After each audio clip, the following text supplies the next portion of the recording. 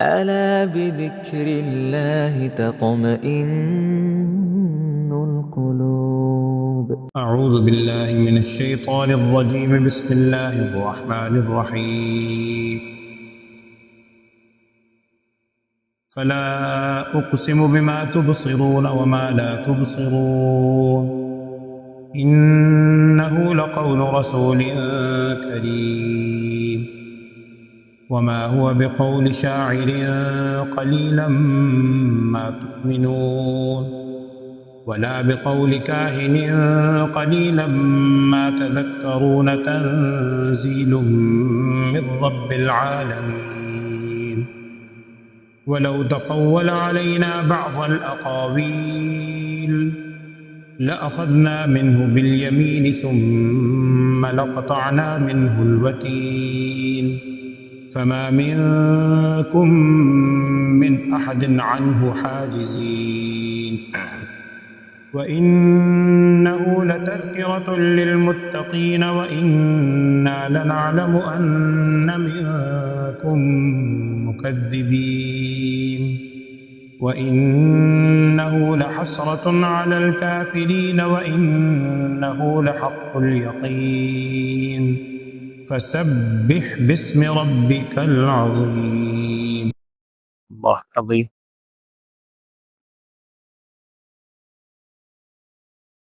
بسم اللہ الرحمن الرحیم.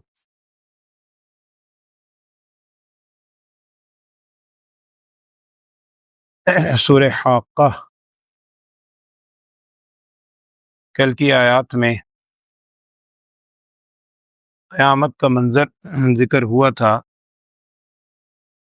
کہ جب قیامت قائم ہوگی، سور پھونکا جائے گا، اس وقت کیا کیفیت. میں نے آپ سے کل یہ بات عرض کی تھی کہ 2 مرتبہ سور پھونکا جائے گا. قرآن میں ہی اس کا ذکر ہے. ایک نفخہ اولا کہلاتا ہے، ایک نفخہ ثانیہ. ثم نفخ فیہ اخری فاذا هم قیام ینظرون، دوسری جگہ ہے. ان دونوں سور پھونکنے کے موقع پر کیفیت کیا ہوگی، اس کا تذکرہ کل کی آیات میں آیا تھا. مکے کے لوگ، چونکہ یہ مکی صورت بھی ہے، مشرکین مکہ مختلف قسم کی باتیں نبی اقدس صلی اللہ علیہ وسلم کی طرف منسوب کیا کرتے تھے. قرآن کے بارے میں کبھی یہ کہتے کہ نعوذ باللہ آپ صلی اللہ علیہ وسلم تو شاعر ہیں، یہ شاعری ہے. کبھی کہانت کی طرف منسوب کر دے کہ یہ کاہن ہے، کاہن ہیں آپ صلی اللہ علیہ وسلم، نعوذ باللہ ان کا کلام. کبھی کہتے یہ مجنون ہے، کبھی مختلف قسم کے الفاظ، کئی جگہ قرآن میں اس کا ذکر ہے. آج کی آیات میں خالق کائنات رب العالمین، قرآن اتارنے والی ہستی، وہ قسم کھا کے ارشاد فرما رہی ہے کہ لا اقسم بما تبصرون وما لا تبصرون، جن کو تم دیکھتے ہو ان چیزوں کی بھی قسم ہے، اور لا تبصرون، جن کو تم دیکھ نہیں سکتے ان کی بھی قسم ہے. عام طور پر قسم کھائی جاتی ہے، پہلے بھی یہ بات آپ کے سامنے آئی کہ قسم عموماً انسان کھاتا ہے اپنی بات میں پختگی پیدا کرنے کے لیے. لیکن اہل علم میں یہاں یہ بات نقل کی ہے کہ قسم 2 طرح کی ہوتی ہے، عام طور پر سمجھانے کے لیے بات کی جاتی ہے. ایک قسم کھائی جاتی ہے کسی کی عظمت پر، بڑی قابل تعظیم چیز ہے، وہ حدیث میں بھی ہے کہ اللہ کے علاوہ کسی کی قسم کھانا جائز نہیں، غیر اللہ کی قسم آپ نہیں کھا سکتے. یہ بعض اوقات انسان کو عادت ہوتی ہے، فلاں کی قسم، چیزوں کی قسم، تیرے سر کی قسم، نعوذ باللہ، یہ بالکل ناجائز، نہیں کرنا چاہیے. اللہ جل شانہ قسم کھا رہے ہیں، اور مختلف چیزوں کی قرآن میں قسم ہے. بالعصر، عصر کی قسم ہے. والتین والزیتون، آگے آپ پڑھیں گے. انجیر کی قسم ہے، زیتون کی قسم ہے. اللہ تعالیٰ کی ذات قسم کھا رہی. تو قسم کی دوسری صورت یہ ہوتی ہے کہ کسی کی عظمت کی وجہ سے قسم نہیں کھائی جاتی، بلکہ قسم کھانے سے مقصود ہوتا ہے گواہی، کہ یعنی یہ ساری چیزیں گواہ ہیں کس بات کی، جو جواب قسم کے طور پر آئندہ ذکر ہو رہی ہے. تو اللہ جل شانہ کی ذات جب قسم کھا رہی ہے، ایک تو گواہی کے طور پر، اور دوسرا جواب قسم میں جو چیز ذکر ہو رہی ہے اس کی اہمیت بیان کرنا مقصود ہے۔ اب یہ قسم کھا کے کیا کہا جا رہا ہے کہ یہ جو قرآن ہے جس کے بارے میں تم مختلف قول نقل کرتے ہو، کبھی کچھ کہتے ہو کبھی کچھ کہتے ہو، یہ قرآن لقول رسول کریم، یہ قرآن قول ہے رسول کریم کا۔ ایک ظاہری مفہوم تو یہی ہے کہ اس سے مراد رسول صلی اللہ علیہ وسلم کی ذات مقدسہ ہے، کہ یہ قرآن قول ہے، یعنی آپ صلی اللہ علیہ وسلم بھیجے ہوئے ہیں اللہ تعالیٰ کی طرف سے۔ لقول رسول کریم، رسول کا لفظ فرشتوں کے لیے بھی استعمال ہوا، حدیث میں بھی آپ صلی اللہ علیہ وسلم نے استعمال فرمایا، اپنے بھیجے ہوئے حضرت معاذ بن جبل رضی اللہ عنہ کی حدیث میں ہمارا رسول کا لفظ استعمال کیا۔ تو رسول کا لفظی مطلب ہوتا ہے پیغام پہنچانے والا، پیغامبر جس کو بھیجا گیا ہو ارسال سے۔ تو اس کا مطلب ہے کہ یہ قرآن جسے تم کہہ رہے ہو مختلف باتیں، یہ قرآن قول ہے رسول کریم کا، اس بھیجے ہوئے کا جو بڑے ہی باعزت ہستی ہیں، یا تو نبی صلی اللہ علیہ وسلم کی ذات مقدسہ، اور بیشتر حضرات نے کہا ہے کہ یہاں پر رسول سے مراد ہے جبرائیل امین، چونکہ آگے 30ویں پارے میں آیت آئے گی غالباً سورہ تکویر میں، انہ لقول رسول کریم، وہاں بھی یہی الفاظ ہیں، ذی قوت عند ذی العرش مکین مطاع ثم امین، وہاں تو 100% جبرائیل امین ہے، چونکہ ساری صفات انہی کی بیان ہوئی ہیں۔ اسی وجہ سے بعض کہتے ہیں کہ اس سے مراد بھی یہ ہے کہ یہ قرآن رسول اپنا رسول کریم ایک بڑی باعزت ہوئی ہستی کی جانب سے لائی ہوئی کتاب ہے، وما هو بقول شاعر، اور جیسا تم کہتے ہو یہ قرآن کسی شاعر کا قول نہیں ہے، بہت تھوڑے لوگ ایمان لاتے ہیں، نہ ہی یہ کسی کاہن کا قول ہے، بہت تھوڑے ہی لوگ جو ہیں نصیحت حاصل کرنے والے ہیں۔ اور میں نے شاید ایک موقع پہ آپ سے عرض کیا تھا، بعض سیرت نگاروں نے واقعہ لکھا ہے حضرت عمر فاروق رضی اللہ تعالیٰ عنہ کے ایمان لانے کا۔ ایک تو مشہور واقعہ ہے جو کتابوں میں لکھا ہے کہ حضرت عمر فاروق رضی اللہ تعالیٰ عنہ آپ صلی اللہ علیہ وسلم کو شہید کرنے کی نیت سے نعوذ باللہ نکلے تھے، بہت بڑے سردار تھے قریش کے، روانہ ہوئے شہید کرنے کی نیت سے، راستے میں ایک صحابی مل گئے حضرت نعیم نامی، اور انہوں نے کہا اپنے گھر کی خبر لیں۔ وہ اپنے گھر پہنچے، اپنی بہن کے ہاں فاطمہ کے گھر پہنچے، اور وہاں قرآن پاک پڑھتے ہوئے سنا، یہ کیفیت ہوئی۔ وہ مشہور واقعہ ہے۔ بعض سیرت نگار لکھتے ہیں کہ یہ واقعہ بعد میں پیش آیا، اس سے پہلے ایک اور واقعہ بھی پیش آیا تھا کہ حضرت عمر فاروق رضی اللہ تعالیٰ عنہ یہ فرماتے ہیں بعد میں جب قول نقل، اس میں یہ پوری آیات ہیں، وہ فرماتے ہیں کہ میں ایک دفعہ، اور یہ حدیث میں منقول ہے واقعہ بھی، حضرت عمر فاروق رضی اللہ تعالیٰ عنہ فرماتے ہیں کہ ایک مرتبہ میں مکے آیا اور پہلا موقع تھا، اس وقت تک ایمان نہیں لائے، کیونکہ ان دو لوگوں کا بھی یہ معمول تھا کہ جب سفر سے کہیں آتے تو پہلے حرم میں آتے، طواف کر کے پھر اپنے گھر جایا کرتے، عقیدہ تو احترام تو تھا۔ تو حضرت عمر فاروق رضی اللہ عنہ کہتے ہیں میں آیا رات کا وقت تھا، تنہائی میں آیا اپنے خیال میں، آ کر اس دور کا مکہ آج کے دور کی عمارت تو نہیں تھی، کہتے میں طواف کرنے کے لیے جو ہی اندر داخل ہوا، مجھے آواز محسوس ہوئی پڑھنے کی، میں نے دیکھا کہ محمد صلی اللہ علیہ وسلم بیت اللہ کے ساتھ سامنے کھڑے ہوئے ہیں اور قرآن کی تلاوت کر رہے ہیں،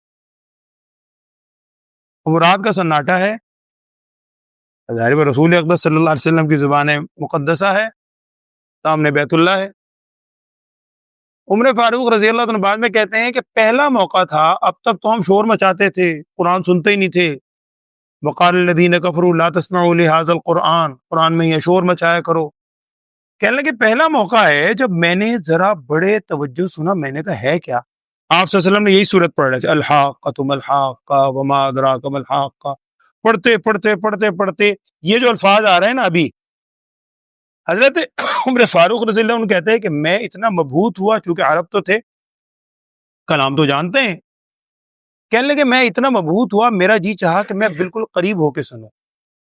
تو بعض سیرت نگار لکھتے ہیں کہ عمر فاروق رضی اللہ عنہ نے کہا کہ میں بیت اللہ پہ جو پردہ اس وقت ڈلا ہوا تھا، میں مخالف سمت سے نا پردے کے اندر چھپ گیا، اور سرکتا سرکتا ہوتے ہوتے ہوتے ہوتے یہاں نبی صلی اللہ علیہ وسلم کے سامنے آ گیا، یعنی بیچ میں پردہ ہے، ادھر میں ہوں چھپا ہوا، ادھر آپ صلی اللہ علیہ وسلم رخ کر کے قرآن پڑھ رہے ہیں، انہیں کیا پتا میں پردے میں سے چھپتا چھپتا آ گیا۔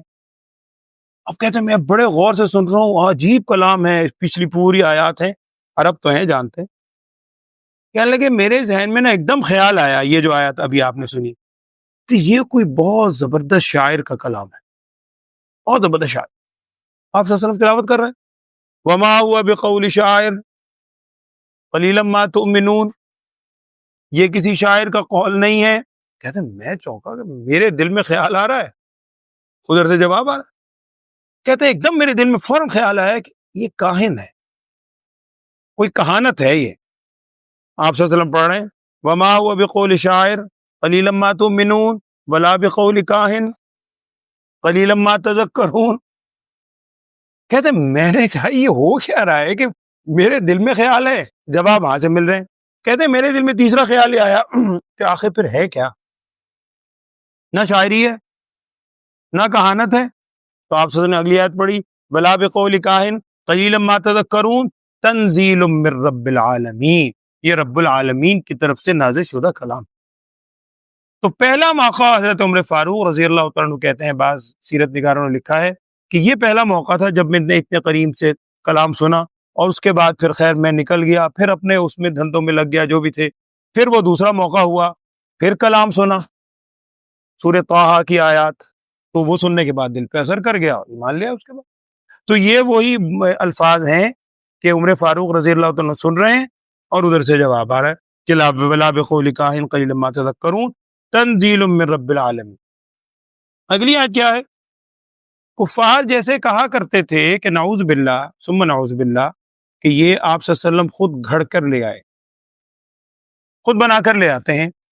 اب قرآن میں اتنے سخت الفاظ ہیں یہاں، یعنی ان کو جھنجھوڑنے کے لیے. نعوذ باللہ کہا تو یہ گیا ہے کہ وَلَوْ تَقَوَّلَ عَلَيْنَا بَعْضَ الْأَقَاوِيلِ، اگر ہمارے ذمے لگا دیتے، نبی صلی اللہ علیہ وسلم کی طرف ہے کہ اگر آپ صلی اللہ علیہ وسلم ہمارے ذمے لگا دیتے بعض الاقاویل، بعض قول باتیں، اقوال کی جمع بلکہ جمع الجمع، قول کی جمع اقوال، اقوال کی جمع اقاویل، تو جمع الجمع یہ بھی عربی میں استعمال ہوتا. تو اگر ہمارے ذمے لگا دیتے بعض الاقاویل، بعض باتیں، یعنی نعوذ باللہ اگر نبی صلی اللہ علیہ وسلم یہ گھڑ کے لے آتے نا، وہ تو رب العالمین ہے. اللہ تعالیٰ کیا فرما رہے ہیں لَأَخَذْنَا مِنْهُ بِالْيَمِينِ، البتہ ہم پکڑ لیتے ان کو دائیں ہاتھ سے، ان کو دائیں ہاتھ سے پکڑتے، یعنی ان کے دائیں ہاتھ سے. ثُمَّ لَقَطَعْنَا مِنْهُ الْوَتِينَ، پھر ہم کاٹ ڈالتے ان کی وتین. وتین کہتے ہیں شاہرگ، یہ جو شاہرگ انسان کے سانس والی شاہرگ ہے، ہم یہ کاٹ ڈالتے. اور فَمَا مِنْكُم مِّنْ أَحَدٍ عَنْهُ حَاجِزِينَ، تم میں سے کوئی ان کو بچا بھی نہ سکتا. یعنی اگر نعوذ باللہ کوئی جھوٹ منسوب کرے اللہ کی طرف، ایسا ہوتا اللہ تعالیٰ ایسے ہی چھوڑ دیتا. اچھا یہاں میں ایک بات عرض کر دیتا ہوں کہ قادیانی ملعون نے اس آیت سے اپنی دلیل بنائی ہے. ان لوگوں نے، وہ مرزا قادیانی ملعون، اس نے کہا ہے کہ جناب یہ لکھا ہے کتابوں میں، ہر تفسیر میں اس کے وضاحت کی ہے. اسی لیے اس نے کہا جی دیکھو قرآن کہہ رہا ہے کہ اگر اللہ کی طرف وہ منسوب کرتے کوئی بات تو اللہ تعالیٰ فرما رہے ہیں ہم اس کو یوں پکڑتے اور یوں گھسیٹتے اور یہ اس کے ساتھ ہوتا. تم کہتے ہو نعوذ باللہ وہ اپنے بارے میں کہا کرتا، تم کہتے ہو کہ میں جھوٹا ہوں، اگر میں جھوٹا ہوں تو اللہ مجھے پکڑ لیتا اور یوں گھسیٹتا اور یوں کر. اگر ایسا نہیں ہوا اس کا مطلب کہ میں سچا ہوں نعوذ باللہ. پہلی بات تو سیدھی سادی بات یہ ہے کہ اللہ کے بندے، یہ قرآن میں کفار مکہ کو کہا جا رہا ہے جو رسول اقدس صلی اللہ علیہ وسلم کی ذات مقدسہ کے بارے میں یہ باتیں منسوب کرتے تھے. اور بعض لوگوں نے نا سمجھانے کے لیے مختلف مثالیں دی ہیں. ایک مثال بعض حضرات نے بڑی اچھی دی. انہوں نے کہا دیکھیں ایک شخص کو بادشاہ نے مقرر کیا، سمجھانے کے لیے عرض کر رہا ہوں، ایک شخص کو بادشاہ نے مقرر کیا کہ جی یہ مقرر کردہ آدمی ہے میرا، پوری اناؤنسمنٹ ہوگی، سب کو پتا ہے یہ بادشاہ کا خاص آدمی. اب وہ آدمی بادشاہ کے پیغام لوگوں کو سنا رہا ہے کہ بادشاہ نے یہ پیغام دیا، یہ پیغام دیا، یہ پیغام دیا. اگر بیچ میں کوئی وہ جھوٹ موٹ اپنی طرف سے لگا دے تو بادشاہ کیا کہے گا؟ اگر اپنی طرف سے اس نے کچھ کہا نا مجھے بتانا، میں اس کی خبر لوں گا. یہ اسی کے بارے میں ہے نا. لیکن ایک ویسے ہی کوئی بھنگی چمار وہ کھڑا ہو جائے اور بادشاہ کی باتیں بیان کرے، بادشاہ نے یہ حکم، لوگ ہنسیں گے کہ پاگل آدمی، تیری کیا حیثیت ہے بھائی، تجھے کون پوچھتا ہے؟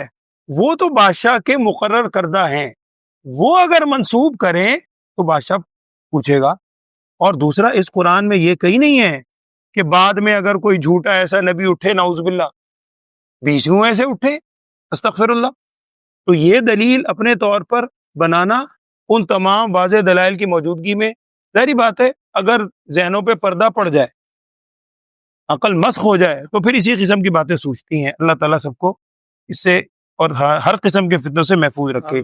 میں نے اس لیے عرض کیا ہے کہ اس آیت کو وہ دلیل کے طور پر بعض اوقات پیش کرتے ہیں، آپ کے علم میں یہ بات ہونی چاہیے۔ تو یہ کہا جا رہا ہے کہ فما منکم من احد عنہ حاجزین، تم میں سے کوئی ان کو بچا بھی نہ سکتا، مددگار نہ ہوتا۔ اب آگے قرآن کی پھر صفات بیان ہو رہی ہیں۔ پہلے صفات سن لیں، یہ قرآن کیا ہے؟ لقول رسول کریم، یہ قول ہے رسول کریم کا۔ پھر کیا کہا تھا؟ تنزیل من رب العالمین، یہ رب العالمین کی جانب سے نازل شدہ ہے۔ آگے کیا فرما رہے ہیں؟ وَإِنَّهُ لَتَذْكِرَةٌ لِّلْمُتَّقِينَ، بے شک یہ قرآن نصیحت ہے کن کے لیے؟ متقین کے لیے۔ یہ بالکل وہی بات ہے جو شروع میں ہے، الف لام میم ذالک الکتاب لا ریب فیہ ھدی للمتقین، یہ کتاب ہدایت ہے، حاصل کون کرتے ہیں؟ متقین۔ تو یہ کتاب نصیحت ہے، کون نصیحت اس سے پکڑتے ہیں؟ متقین۔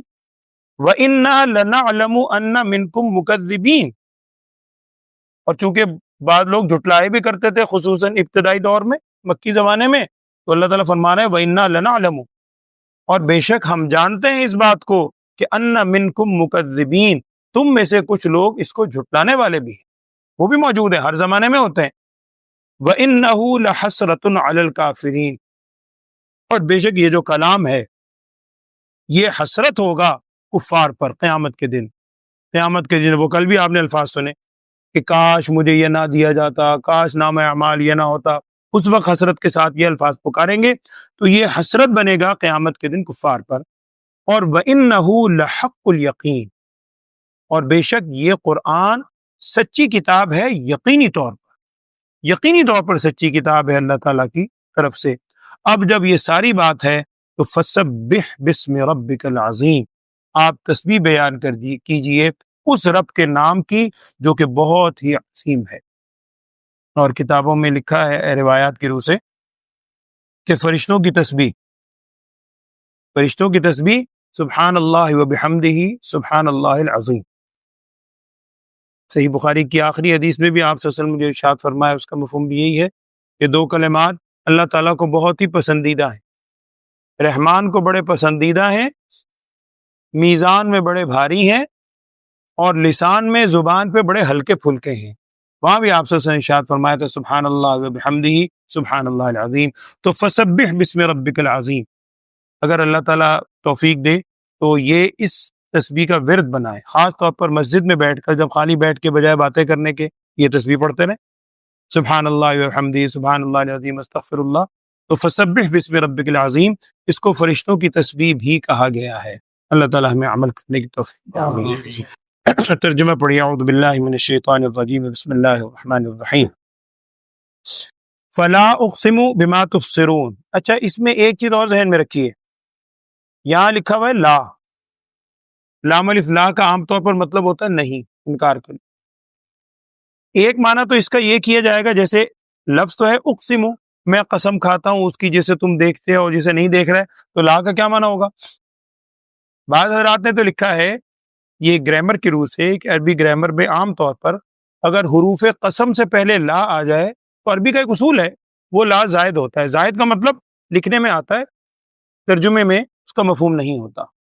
اور بعض مفسرین نے اس کا معنی یہ بھی کیا ہے کہ لا، چونکہ یہ جواب میں آ رہا ہے نا، وہ لوگ کہا کرتے تھے کہ آپ صلی اللہ علیہ وسلم خود گھڑ لائے ہیں، یوں ہیں، ہرگز ایسی بات نہیں ہے، میں قسم کھاتا ہوں بما تبصرون، جنہیں تم دیکھ رہے ہو اس کی بھی، اور وما لا تبصرون، جسے تم نہیں دیکھ رہے، وہ ہزارہ چیزیں جس کو انسان اس وقت نہیں دیکھ رہا، اور ایمان بالغیب ہے ہی وہ، ہم کہتے ہیں اللہ پر ایمان، فرشتوں پر ایمان، رسولوں پر ایمان، آخرت پر ایمان، یہ ساری چیزیں وہ ہیں جنہیں ہم نے دیکھا ہی نہیں، نہ اللہ کو دیکھا ہے، نہ رسول کو دیکھا ہے، نہ آخرت کو دیکھا ہے، میں اس کے مناظر، نہ فرشتوں کو دیکھا ہے، لیکن ہمارا ایمان ہے۔